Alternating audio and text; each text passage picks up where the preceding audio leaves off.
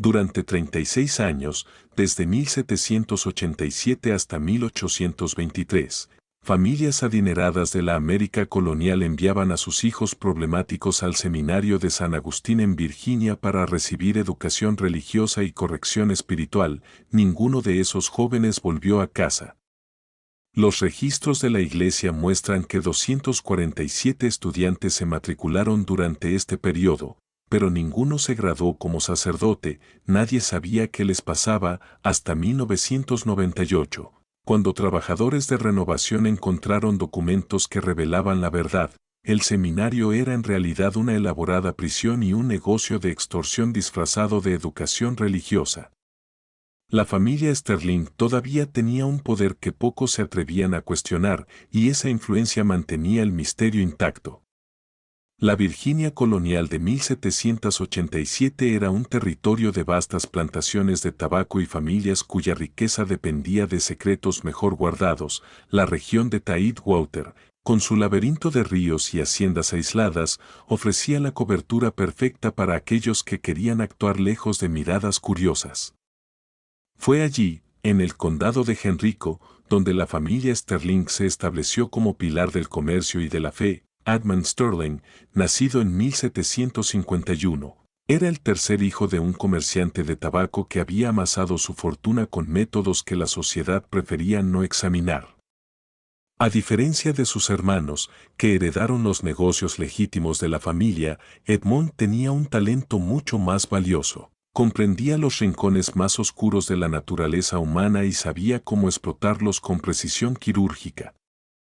Cuando anunció su intención de fundar un seminario católico en la Virginia protestante, su familia lo vio como un fervor religioso vergonzoso, pero nadie imaginó que se convertiría en la base del imperio criminal más lucrativo de la América colonial.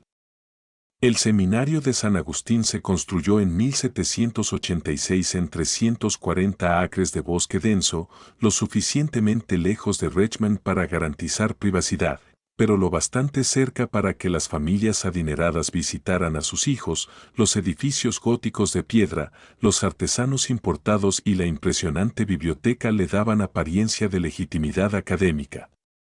Edmund Sterling, que había estudiado brevemente en el College of William and Mary antes de declarar su vocación religiosa, se presentó como el padre Sterling, rodeado de un pequeño grupo de hombres con credenciales tan cuestionables como sus lealtades actuales. La reputación del seminario se extendió rápidamente entre la élite de Virginia. Era una institución católica dirigida por un hombre de impecable linaje, ofreciendo educación a jóvenes problemáticos de familias influyentes. Los hijos que hacían demasiadas preguntas sobre los negocios familiares o que sabían secretos que podían destruir fortunas eran enviados allí. El seminario prometía educación, discreción, aislamiento y transformación. Lo que las familias no sabían era que el padre Sterling no tenía intención de enseñar teología. Su verdadero interés era conocer los secretos familiares, los negocios y, sobre todo, cuánto estarían dispuestos a pagar para mantener todo en silencio.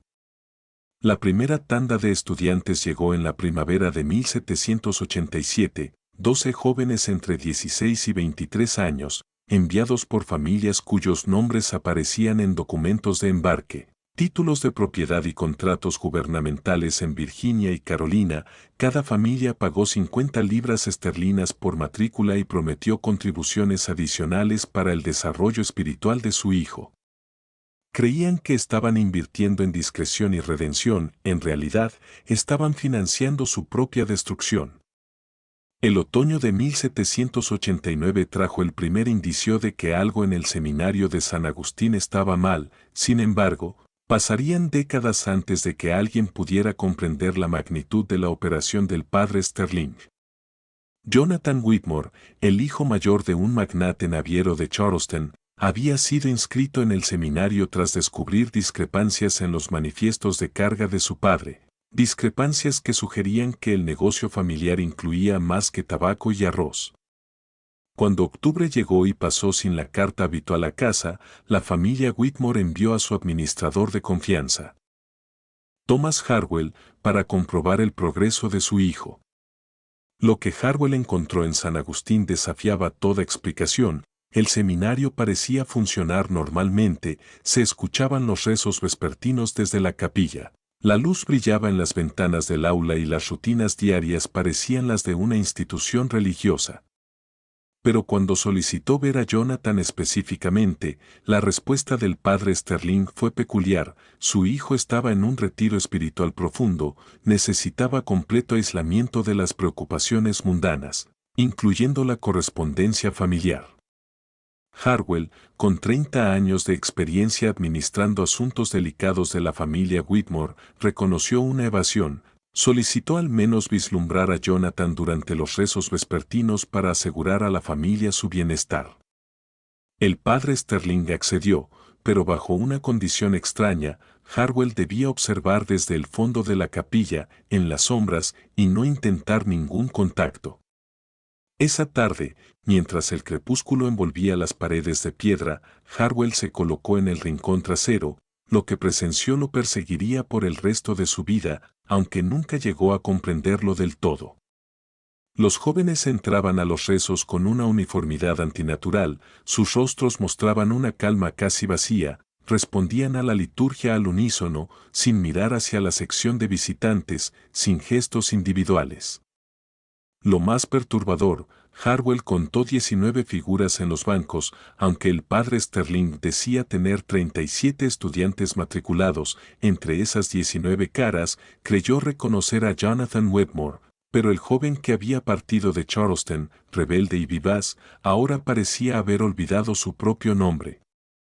Cuando Harwell regresó a Charleston y reportó lo observado, la familia Whitmore enfrentó un dilema imposible. Su hijo parecía vivo y bien, pero algo fundamental había cambiado. Exigir su regreso podría revelar por qué lo habían enviado allí en primer lugar. La familia eligió el silencio, tal como Sterling había calculado. Continuaron pagando, convencidos de que Jonathan había encontrado su vocación religiosa. Era más fácil que enfrentar la terrible alternativa, que su primer hijo había sido entregado a algo mucho peor que un escándalo familiar. Meses después, escenas similares ocurrieron en toda la red de familias poderosas de Virginia. Los hijos escribían cartas a casa, pero eran extrañamente uniformes, expresando devoción y satisfacción. Los padres que los visitaban encontraban cambios inexplicables, más sumisos, menos curiosos, extrañamente en paz con su destino. Ninguna familia hablaba con la otra sobre sus preocupaciones. La naturaleza de los motivos que habían llevado a enviar a sus hijos aseguraba el silencio, y el padre Sterling contaba con ese silencio tan meticulosamente como contaba los honorarios que cobraba por el desarrollo espiritual de los estudiantes. El proceso de transformación que los estudiantes sufrían en San Agustín era gradual y cuidadosamente orquestado. Los recién llegados inicialmente eran alojados en habitaciones cómodas y tratados con aparente respeto. Asistían a clases teológicas genuinas impartidas por el padre Sterling, sorprendentemente conocedor a pesar de sus credenciales cuestionables. La comida era excelente, la biblioteca bien surtida, y la rutina diaria estaba estructurada pero no era opresiva. Pero en cuestión de semanas, comenzaron los cambios sutiles. Los estudiantes mencionaban sentirse inusualmente cansados durante sus cartas a casa, atribuyéndolo al riguroso horario espiritual. Su letra comenzó a cambiar, volviéndose más uniforme y controlada. Sus cartas se acortaban y se volvían más formulaicas, expresando gratitud por la sabiduría de sus familias al enviarlos a una institución tan beneficiosa.